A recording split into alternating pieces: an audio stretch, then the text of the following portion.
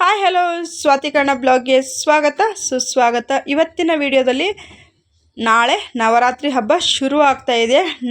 ನೈವೇದ್ಯವನ್ನು ತೋರಿಸ್ಕೊಡ್ತಾ ಇದ್ದೀನಿ. ಇದು ದುರ್ಗಾ ಮಾತೆಗೆ ಅತ್ಯಂತ ಪ್ರಿಯವಾಗಿರುವಂಥ ನೈವೇದ್ಯ ರೆಸಿಪಿ ಅಂತಲೇ ಹೇಳಬಹುದು.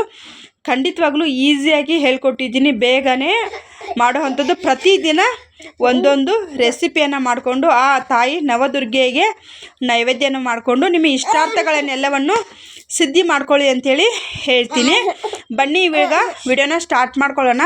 ಮೊದಲಿಗೆ ನೋಡಿ, ಇಲ್ಲಿ ನಾನು ಮೊದಲನೇ ದಿವಸ ನಾವು ಬೆಲ್ಲದನ್ನವನ್ನು ಮಾಡ್ಕೊಳ್ಬೇಕಾಗತ್ತೆ. ಬೆಲ್ಲ ಅಥವಾ ತುಪ್ಪವನ್ನು ಬಳಸಿ ನಾವು ಮಾಡ್ಕೊಳ್ಬೇಕಾಗುತ್ತೆ. ಹಾಗಾಗಿ ನಾನಿಲ್ಲಿ ಮೊದಲಿಗೆ ಬೆಲ್ಲದ ಅನ್ನವನ್ನು ತೋರಿಸ್ಕೊಡ್ತಾ ಇದ್ದೀನಿ. ಸಿಹಿ ಅಂದರೆ ಶುಭ ಸಂಕೇತ ಅಲ್ವಾ? ಹಾಗಾಗಿ ನಾನಿಲ್ಲಿ ಸ್ಟೋರ್ ಅಕ್ಕಿಯನ್ನು ತೆಗೆದುಕೊಂಡಿದ್ದೀನಿ. 2 ಬೌಲ್ ಅಕ್ಕಿನ 4 ಬಾರಿ ಕ್ಲೀನಾಗಿ ವಾಶ್ ಮಾಡ್ಕೊಂಡಿದ್ದೀನಿ. ಒಂದಕ್ಕೆ 3 ಅಳತೆ ನೀರನ್ನು ಹಾಕ್ಕೊಂಡಿದ್ದೀನಿ. 3 ಅಳತೆ ನೀರನ್ನು ಹಾಕಿ 3 ವಿಸಿಲು ತೆಕ್ಕೊಂಡಿದ್ದೀನಿ. 3 ವಿಸಿಲ್ಗೆ ನಾನಿಲ್ಲಿ ಇದು ನೋಡಿ, ಅನ್ನ ಇಲ್ಲ ಎಷ್ಟು ಚೆನ್ನಾಗಿ ಮೆತ್ತಿಗೆ ಬಂದಿದೆ ಅಂಥೇಳಿ ನಿಮಗೆ ಹವೆನಲ್ಲಿ ವಿಡಿಯೋ ಸ್ವಲ್ಪ ಡಿಮ್ ಕಾಣಿಸ್ತಾ ಇರ್ಬೋದು ನೋಡಿ. ವಿಡಿಯೋ ಬೆಲ್ಲದನ್ನ ಅಂತೂ ಸೂಪರ್ ಅಂದರೆ ಸೂಪರಾಗಿ ಬಂದಿದೆ. ಅನ್ನವನ್ನು ನಾನಿಲ್ಲಿ ಸೈಡ್ಗೆ ಸ್ವಲ್ಪ ಆರೋದಕ್ಕೆ ಇಟ್ಕೊಂಡಿದ್ದೀನಿ. ಇದಕ್ಕೆ ನಾನು 2 ಬೌಲ್ ಅಕ್ಕಿಗೆ 1 ಬೌಲ್ ಆಗುವಷ್ಟು ಬೆಲ್ಲವನ್ನು ತೆಗೆದುಕೊಂಡಿದ್ದೀನಿ. ಇದು ಬಂದು ನಾನು ತೆಗೆದುಕೊಂಡಿರೋಂಥದ್ದು ನಾಟಿ ಬೆಲ್ಲ. ನಿಮಗೆ ಯಾವ ಬೆಲ್ಲ ಬೇಕೋ ಆ ಬೆಲ್ಲವನ್ನು ತೆಗೆದುಕೊಳ್ಳಿ. ಮತ್ತು ಸ್ವೀಟು ನಿಮಗೆ ಯಾವ ರೀತಿ ಬೇಕು ಹೆಚ್ಚು ಕಡಿಮೆಯನ್ನು ನೀವು ಸಹ ಮಾಡ್ಕೊಳ್ಬಹುದು. ನೋಡಿ, ಬೆಲ್ಲ ಚೆನ್ನಾಗಿ ಕರಗಿಸ್ಕೊಳ್ಬೇಕು. ಯಾಕಂತಂದರೆ ಬೆಲ್ಲದಲ್ಲಿ ಗಲೀಜು ಅನ್ನೋವಂಥದ್ದು ಇರುತ್ತೆ. ಹಾಗಾಗಿ ಇಲ್ಲಿ ಚೆನ್ನಾಗಿ ನಮ್ಮದು ಬೆಲ್ಲ ಅನ್ನೋವಂಥದ್ದು ಕರಗಿದೆ. ಇದನ್ನು ಇವಾಗ ನಾನು ಸೋದಿಸ್ಕೊಳ್ತಾ ಇದ್ದೀನಿ ಒಂದು ಪಾತ್ರೆಗೆ. ನೋಡಿ, ಇಲ್ಲಿ ನಾನು ಅನ್ನವನ್ನು ಒಂದು ಪಾತ್ರೆಗೆ ತೆಗೆದುಕೊಂಡಿದ್ದೀನಿ. ಈ ಅನ್ನಕ್ಕೆ ನಮಗೆ ಎಷ್ಟು ಬೆಲ್ಲ ಬೇಕು ನೋಡಿಕೊಂಡು ನೀವು ಸ್ವಲ್ಪ, ನಿಮಗೆ ಅನ್ನ ಎಲ್ಲ ತಿಳಿವಾದಾಗೆ ಅನಿಸುತ್ತೆ. ಟೆನ್ಷನ್ ಬೇಡ, ಯಾಕಂದರೆ ಇದನ್ನು ನಾವು ಬೇಯಿಸ್ಕೊಳ್ಬೇಕಲ್ವಾ. ಬೇಯಿಸ್ತಾ ನಮಗಿದು ಅನ್ನ ಅನ್ನೋವಂಥದ್ದು ಚೆನ್ನಾಗಿ ನಾವು ಹಾಕಿರೋಲ್ಲ ಅಂತ ಬೆಲ್ಲವನ್ನೆಲ್ಲ ನೀಟಾಗಿ ಅಬ್ಸರ್ವೇಷನ್ ಮಾಡ್ಕೊಳುತ್ತೆ. ನಾನಿಲ್ಲಿ 2 ಏಲಕ್ಕಿ 2 ಲವಂಗವನ್ನು ತೆಗೆದುಕೊಂಡಿದ್ದೀನಿ. ಸ್ವಲ್ಪ ಪಚ್ಚ ಕರ್ಪೂರವನ್ನು ಹಾಕ್ಕೊಳ್ಬೇಕು. ಈ ನೋಡಿ, ಇವಾಗ ಬೆಲ್ಲ ಹಾಕಿದ್ಮೇಲೆ ಮಿನಿಮಮ್ ನೀವು ಒಂದು 15 ನಿಮಿಷಗಳ ಕಾಲ ಬೇಯಿಸ್ಕೊಳ್ಬೇಕಾಗುತ್ತೆ. ಇಲ್ಲಿ ಬೇಯಿಸ್ತಾ ನಾನಿಲ್ಲಿ ಒಂದು 2 ಬಾರಿ ನಾನು ತುಪ್ಪವನ್ನು ಸೇರಿಸ್ಕೊಂಡಿದ್ದೀನಿ. ನೋಡಿ, ಇವಾಗ ನಾನಿಲ್ಲಿ ಮತ್ತೆ 1 ಸ್ಪೂನಷ್ಟು ತುಪ್ಪವನ್ನು ಹಾಕ್ಕೊಂಡಿದ್ದೀನಿ. ಇದಕ್ಕೆ ನಮಗೆ ತುಪ್ಪದ ಒಗ್ಗರಣೆಯನ್ನು ಮಾಡ್ಕೊಳ್ಬೇಕಾಗುತ್ತೆ ಬೆಲ್ಲದನ್ನಕ್ಕೆ. ನೋಡಿ, ಇವಾಗ ಇದಕ್ಕೆ ಗೋಡಂಬಿ, ದ್ರಾಕ್ಷಿ ಮತ್ತು ನಿಮಗೆ ಬೇಕಾಗಿರುವಂಥ ಡ್ರೈ ಫ್ರೂಟ್ಸನ್ನು ಸಹ ನೀವು ಸೇರಿಸ್ಕೊಳ್ಬಹುದು. ಚೆನ್ನಾಗಿ ಇಲ್ಲಿ ಗೋಲ್ಡನ್ ಬ್ರೌನ್ ಬರೋವರೆಗೂ ನಾವು ಚೆನ್ನಾಗಿ ಫ್ರೈ ಮಾಡ್ಕೊಳ್ಬೇಕಾಗುತ್ತೆ. ನೋಡಿ, ಇವಾಗ ಬೆಲ್ಲದನ್ನ ರೆಡಿಯಾಗಿದೆ. ನಾವು ಫ್ರೈ ಮಾಡ್ಕೊಂಡಿರುವಂಥ ಗೋಡಂಬಿ ದ್ರಾಕ್ಷಿಯನ್ನು ಹಾಕ್ಬಿಟ್ಟು ಚೆನ್ನಾಗಿ ಇದನ್ನು ತಿರುಗಿಸ್ಬಿಟ್ರೆ ನಮ್ಮದು ನೈವೇದ್ಯಕ್ಕೆ ರೆಸಿಪಿ ರೆಡಿ ಆಯಿತು. ನೋಡಿ ಎಷ್ಟು ಚೆನ್ನಾಗಿ ಬಂದಿದೆ.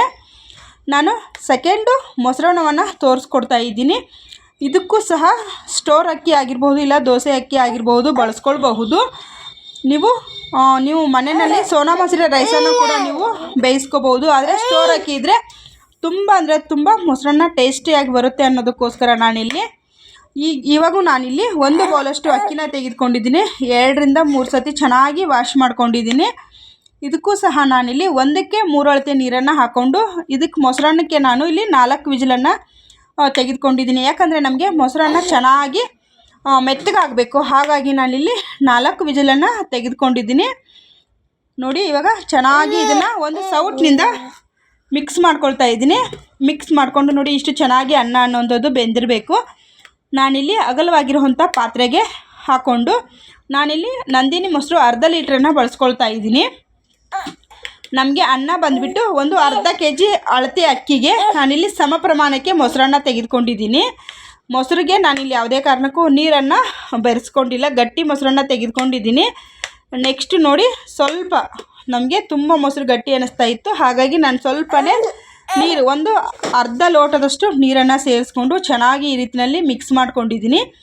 ಇವಾಗ ನೋಡಿ, ನಾನು ಕಾಯಿಸಿ ಆರಿಸಿರುವಂಥ ಹಾಲನ್ನು ಹಾಕ್ಕೊಂಡಿದ್ದೀನಿ. ಹಾಲು ಯಾಕಪ್ಪ ಹಾಕ್ಕೋಬೇಕು ಅಂತಂದರೆ ನಾವು ಮೊಸರನ್ನ ಅನ್ನೋವಂಥದ್ದು ಹುಳಿ ಅನ್ನೋವಂಥದ್ದು ಬರೋದಿಲ್ಲ. ಹಾಗಾಗಿ ನಾನಿಲ್ಲಿ ಹಾಲನ್ನು ಸೇರಿಸ್ಕೊಂಡಿದ್ದೀನಿ. ನೀವು ಬೆಳಗ್ಗೆಯಿಂದ ಸಂಜೆ ಗಂಟ ತಿಂದರೂ ಕೂಡ ಟೇಸ್ಟ್ ಎಲ್ಲೂ ಕೂಡ ಸ್ವಲ್ಪ ಕೂಡ ನಮಗೆ ವ್ಯತ್ಯಾಸ ಅನಿಸೋದಿಲ್ಲ. ಮೊಸರನ್ನ ಹುಳಿ ಅಂತ ಕೂಡ ಅನಿಸೋದಿಲ್ಲ. ಹಾಗಾಗಿ ನಾನಿಲ್ಲಿ ಒಂದು ಅರ್ಧ ಲೀಟ್ರಿಗೆ 100 ml ಅಷ್ಟು ಹಾಲನ್ನು ಸೇರಿಸ್ಕೊಂಡಿದ್ದೀನಿ. ಕಾಯಿಸಿ ಆರಿಸಿರೋ ಅಂಥದ್ದು ಒಂದು ಸೌತೆಕಾಯಿನ ಸಣ್ಣದಾಗಿ ಕಟ್ ಮಾಡ್ಕೊಂಡಿದ್ದೀನಿ, 2 ಚಿಕ್ಕದಾಗಿರುವಂಥ ಕ್ಯಾರೆಟ್ನ ತುರ್ಕೊಂಡಿದ್ದೀನಿ, ಸ್ವಲ್ಪ ಕೊತ್ತಂಬರಿ ಸೊಪ್ಪು, ರುಚಿಗೆ ತಕ್ಕಷ್ಟು ಉಪ್ಪನ್ನು ಸಹ ಸೇರಿಸ್ಕೊಂಡು ಇವಾಗ ಇದಕ್ಕೆ ಒಂದು ಒಗ್ಗರಣೆನ ರೆಡಿ ಮಾಡ್ಕೊಳ್ಳೋಣ.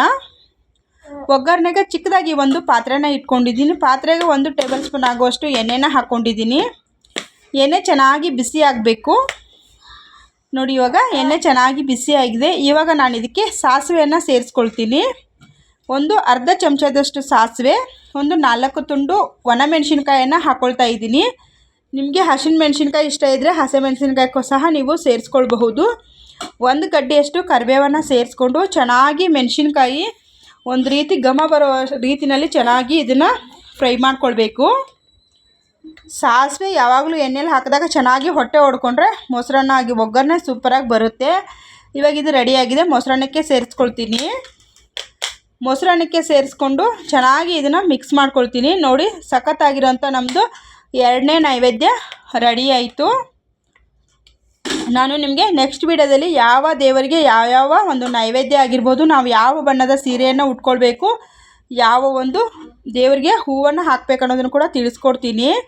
ನಾನಿಲ್ಲಿ ಹಾಲು ಪಾಯಸ ಮಾಡ್ತಾಯಿದ್ದೀನಿ. ಹಾಲು ಪಾಯಸಕ್ಕೆ ನಾನಿಲ್ಲಿ ಸ್ಟೋರ್ ಅಕ್ಕಿಯನ್ನೇ ಬಳಸ್ಕೊಳ್ತಾ ಇದ್ದೀನಿ. ಇದಕ್ಕೂ ಸಹ ನಾನು 2 ಬೌಲಷ್ಟು ಅಕ್ಕಿನ ತೆಗೆದುಕೊಂಡಿದ್ದೀನಿ.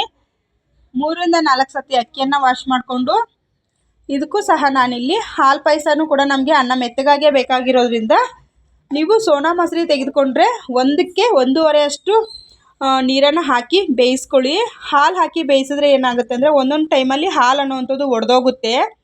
ಹಾಗಾಗಿ ನೋಡಿ, ಇಲ್ಲಿ ನಾನು ಕಾಯಿಸಿ ಆರಿಸಿರೋ ಅಂಥ ಹಾಲನ್ನು ತೆಗೆದುಕೊಂಡಿದ್ದೀನಿ. 2 ಬೌಲ್ ಅಕ್ಕಿಗೆ ನಾನಿಲ್ಲಿ 1.5 ಬೌಲಷ್ಟು ಸಕ್ಕರೆನ ಸೇರಿಸ್ಕೊಂಡು ಚೆನ್ನಾಗಿ ಒಂದು 15 ನಿಮಿಷಗಳ ಕಾಲ ಚೆನ್ನಾಗಿ ಬೇಯಿಸ್ಕೊಳ್ತಾ ಇದ್ದೀನಿ.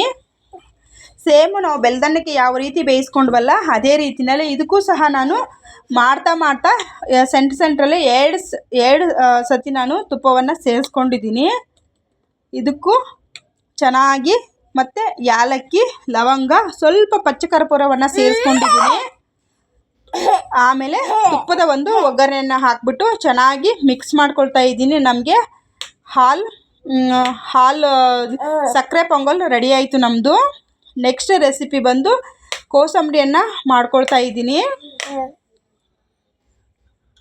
ನೋಡಿ, ನಾನಿಲ್ಲಿ ಒಂದು 100 ಗ್ರಾಮು ಆಗುವಷ್ಟು ಹೆಸರುಬೇಳೆನ ತೆಗೆದುಕೊಂಡು 2 ಗಂಟೆಗಳ ಕಾಲ ಚೆನ್ನಾಗಿ ವಾಶ್ ಮಾಡಿ ನೆನೆಸ್ಕೊಂಡಿದ್ದೀನಿ.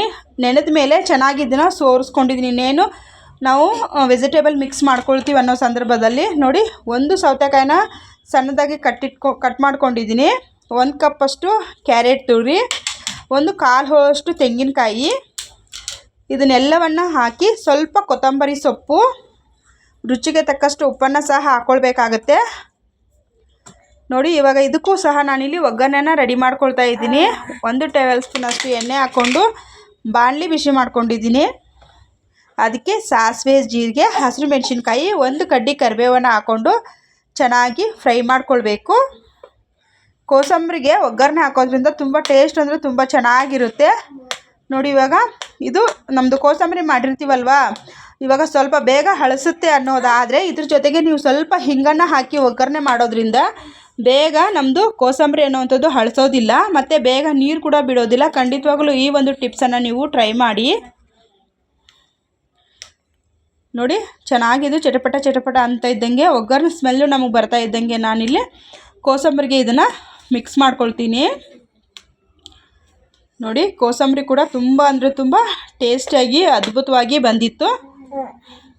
ನೋಡಿ, ಇವಾಗ ನಾನು ಕೋಸಂಬರಿಗೆ ಇದನ್ನು ಮಿಕ್ಸ್ ಮಾಡಿಕೊಂಡು ಅಮ್ಮನವ್ರಿಗೆ ನೈವೇದ್ಯಕ್ಕೆ ಇಟ್ಕೊಳ್ತೀನಿ. ನಾವು ನವರಾತ್ರಿಯಲ್ಲಿ ಒಂದೊಂದು ನವರಾತ್ರಿಯಲ್ಲಿ ನವದುರ್ಗಿಯರನ್ನು ಆರಾಧನೆಯನ್ನು ಮಾಡ್ತೀವಿ. ಒಂದೊಂದು ದಿವಸ ಒಂದೊಂದು ನೈವೇದ್ಯವನ್ನು ನಾವು ತಾಯಿಗೆ ಅರ್ಪಿಸ್ಬಿಟ್ಟು ನೈವೇದ್ಯವನ್ನು ಮಾಡ್ಕೊಳ್ತೀವಿ. ನೋಡಿ, ನಾನಿಲ್ಲಿ ನಿಮಗೆ 8 ರೀತಿಯಲ್ಲಿ ಕಾಣಿಸ್ತಾ ಇದೆ. ಇವಾಗ ನೋಡಿ, ನಾನಿಲ್ಲಿ ಸೋನಾ ಮಸೂರಿ ಅಕ್ಕಿಯನ್ನು ತೆಗೆದುಕೊಂಡಿದ್ದೀನಿ. ಸೋನಾ ಮಸೂರಿ ಅಕ್ಕಿಗೆ ಇಲ್ಲಿ 2 ಬೌಲಷ್ಟು ಅಕ್ಕಿನ ತೆಗೆದುಕೊಂಡಿದ್ದೀನಿ. ನಾನು ನಿಮಗೆ ಯಾವ ಬೌಲನ್ನು ತೋರಿಸ್ತಾ ಇದ್ದೀನಿ ಅಲ್ವಾ, ಇದನ್ನು ಸಹ ಅಷ್ಟೇ ನಾವು 2 ರಿಂದ 3 ಸತಿ ಚೆನ್ನಾಗಿ ವಾಶ್ ಮಾಡ್ಕೊಳ್ತಾ ಇದ್ದೀನಿ. ನಾನು ನಿಮಗೆ ಯಾವ ಬೌಲ್ ತೋರಿಸಿದ್ನಲ್ವ ಇದರಲ್ಲಿ ನಾನಿಲ್ಲಿ 10 ರಿಂದ 3 ಮುಕ್ಕಾಲು ಕಪ್ಪಷ್ಟು ಸ್ವಲ್ಪ ಕಮ್ಮಿಗಿರಬೇಕು. 3:15 ಇಕ್ಕಿದ್ರೆ ಅನ್ನ ತುಂಬ ಕಡ್ಡಿಯಾಗಿ ಆಗಿಬಿಡುತ್ತೆ.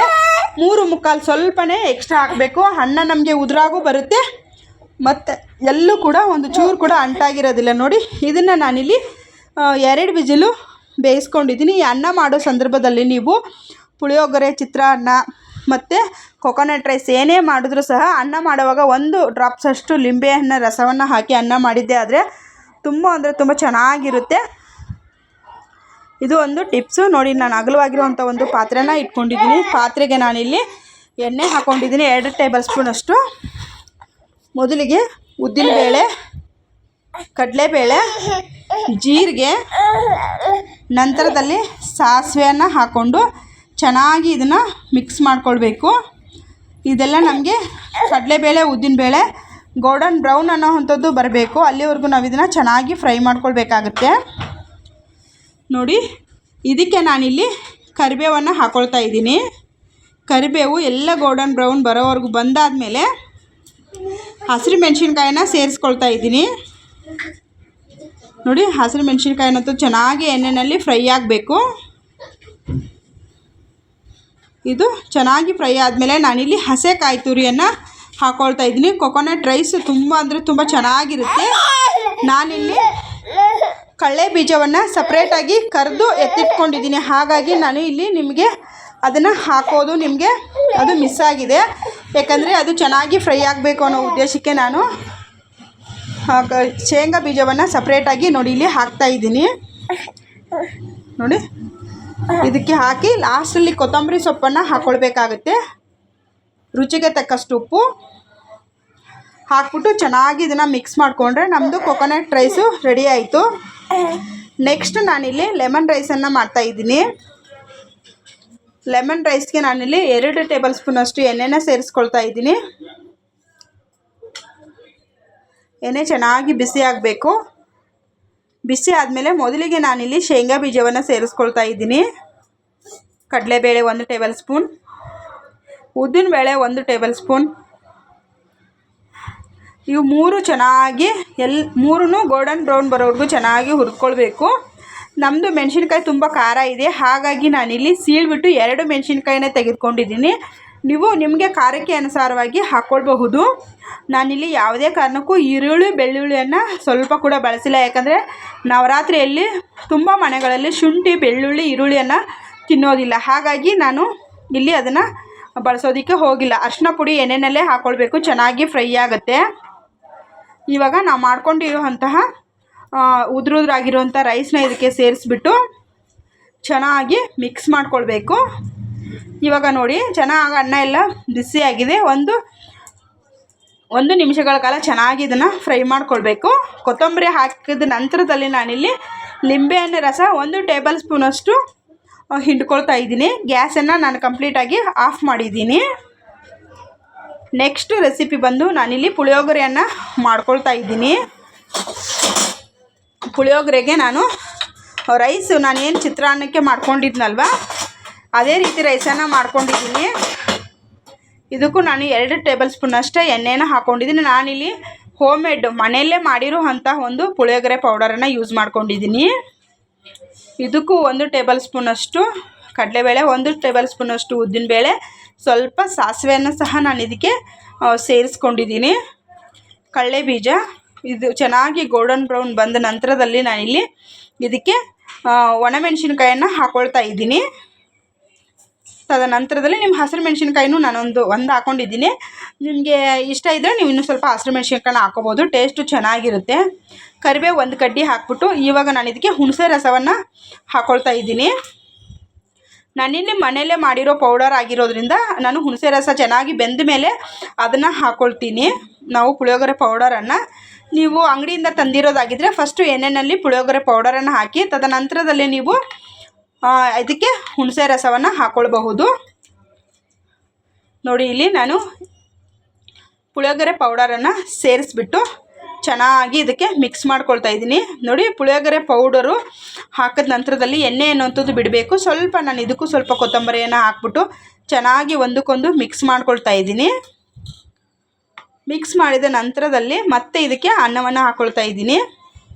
ಅನ್ನ ಹಾಕ್ಬಿಟ್ಟು ಚೆನ್ನಾಗಿ ಇದಕ್ಕೆ ಪುಳಿಯೋಗರೆ ಗೊಜ್ಜು ಅನ್ನುವಂಥದ್ದು ಮಿಕ್ಸ್ ಆಗಬೇಕು. ಅಲ್ಲಿವರೆಗೂ ನಾವು ಚೆನ್ನಾಗಿ ಇದನ್ನು ಫ್ರೈ ಮಾಡ್ಕೊಳ್ಬೇಕಾಗತ್ತೆ.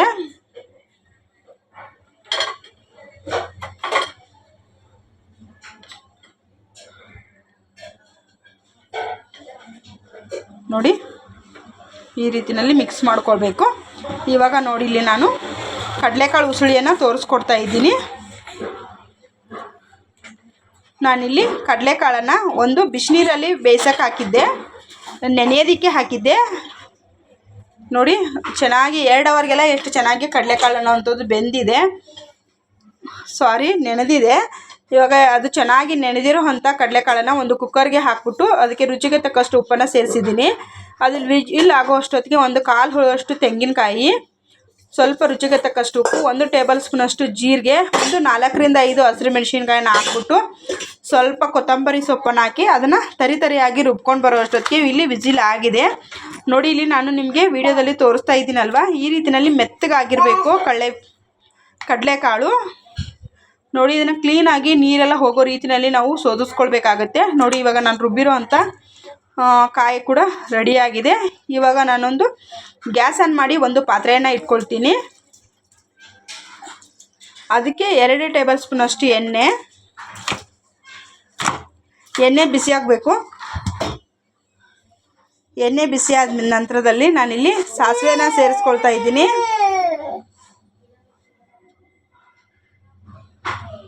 ಸಾಸಿವೆ 1 ಕಡ್ಡಿಯಷ್ಟು ಸಾಸಿವೆ, ಜೀರಿಗೆ 2 ಫ್ರೈ ಆದಮೇಲೆ 1 ಕಡ್ಡಿಯಷ್ಟು ಕರಿಬೇವನ್ನು ಹಾಕಿ ನಾವು ರುಬ್ಬಿರೋ ಅಂಥ ಕಾಯನ್ನು ಹಾಕ್ಕೊಳ್ಬೇಕು. ಹಸಿ ಸ್ಮೆಲ್ ಏನಿದೆ ಕಂಪ್ಲೀಟಾಗಿ ಅದು ಹೋಗೋವರೆಗೂ ಚೆನ್ನಾಗಿ ಇದನ್ನು ಡ್ರೈ ರೋಸ್ಟನ್ನು ಮಾಡ್ಕೊಳ್ಬೇಕು. ನೋಡಿ ಚೆನ್ನಾಗಿ ಇವಾಗ ಕಾಯಿ ಅನ್ನುವಂಥದ್ದು ಘಮ ಬರ್ತಾ ಇರುತ್ತಲ್ವ, ಈ ಸಮಯದಲ್ಲಿ ನಾವು ಹಿಂಗನ್ನು ಹಾಕ್ಕೊಳ್ಬೇಕಾಗುತ್ತೆ. ಹಿಂಗೆ ಯಾಕಪ್ಪ ಹಾಕಬೇಕು ಅಂದರೆ ಕೆಲವೊಬ್ಬರಿಗೆ ವಾಯು ಇರುತ್ತೆ, ಹಾಗಾಗಿ ನಾನು ಅರಿಶಿನ ಪುಡಿ ಕೂಡ ಹಾಕ್ಕೊಳ್ತಾ ಇದ್ದೀನಿ.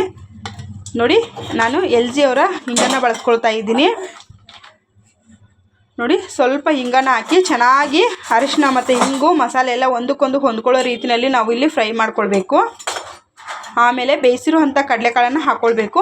ನಾವು ಆಲ್ರೆಡಿ ಕಾಳನ್ನು ಬೇಯಿಸೋದಕ್ಕೆ ಉಪ್ಪನ್ನು ಹಾಕ್ಕೊಂಡಿರ್ತೀವಿ, ಮಸಾಲೆ ರುಬ್ಬೋದಕ್ಕೆ ಉಪ್ಪನ್ನು ಹಾಕ್ಕೊಂಡಿರ್ತೀವಿ. ಈ ಸಮಯದಲ್ಲಿ ನೀವು ಸ್ವಲ್ಪ ಟೇಸ್ಟ್ ಮಾಡಿ ನೋಡಬಹುದು, ಆಮೇಲೆ ನೀವು ಉಪ್ಪನ್ನು ಹಾಕ್ಕೊಳ್ಳಿ. ಯಾಕಂದರೆ ಮತ್ತೆ ನೀವು ಇದಕ್ಕೂ ಉಪ್ಪನ್ನು ಹಾಕಿದ್ರೆ ಉಪ್ಪು ಜಾಸ್ತಿ ಆಗಿಬಿಡುತ್ತೆ. ಹಾಗಾಗಿ ಕೊನೆಯಲ್ಲಿ ನಾನು ಲಿಂಬೆಹಣ್ಣಿನ ರಸವನ್ನು ಹಾಕ್ಕೊಳ್ತೀನಿ. ಯಾಕಂದರೆ ತುಂಬ ಚೆನ್ನಾಗಿ ಇರುತ್ತೆ, ಟೇಸ್ಟ್ ಅಂಥದ್ದು ಅದ್ಭುತವಾಗಿರುತ್ತೆ, ಮತ್ತು ಗ್ಯಾಸ್ ಆಗೋದಿಲ್ಲ. ಮತ್ತು ಕಡಲೆಕಾಳು ತಿನ್ನೋದ್ರಿಂದ ಸುಮಾರು ಜನಕ್ಕೆ ವಾಯು ಅನ್ನೋವಂಥದ್ದು ಇರುತ್ತೆ. ನಾನಿಲ್ಲಿ ಒಂದು 4ರಿಂದ 5 ಟೇಬಲ್ ಸ್ಪೂನಷ್ಟು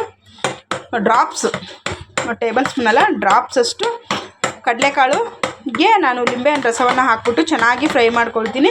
ಲಿಂಬೆಹಣ್ಣು ರಸ ಯಾವಾಗಿದ್ರೂ ನಾನು ಗ್ಯಾಸ್ ಆಫ್ ಮಾಡಿದ್ರೇ ಹಾಕ್ಕೊಳ್ತಾ ಇದ್ದೀನಿ.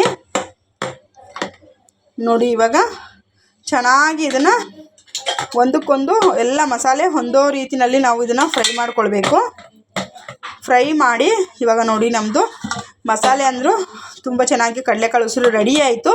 ಇವಾಗ ನಾನು ನಿಮಗೆ ಪಾನಕದ ಒಂದು ರೆಸಿಪಿಯನ್ನು ಸಹ ನಾನು ನಿಮಗೆ ತೋರಿಸ್ಕೊಡ್ತೀನಿ. ನಮಗೆ 9 ನೈವೇದ್ಯ ಬೇಕಲ್ವಾ.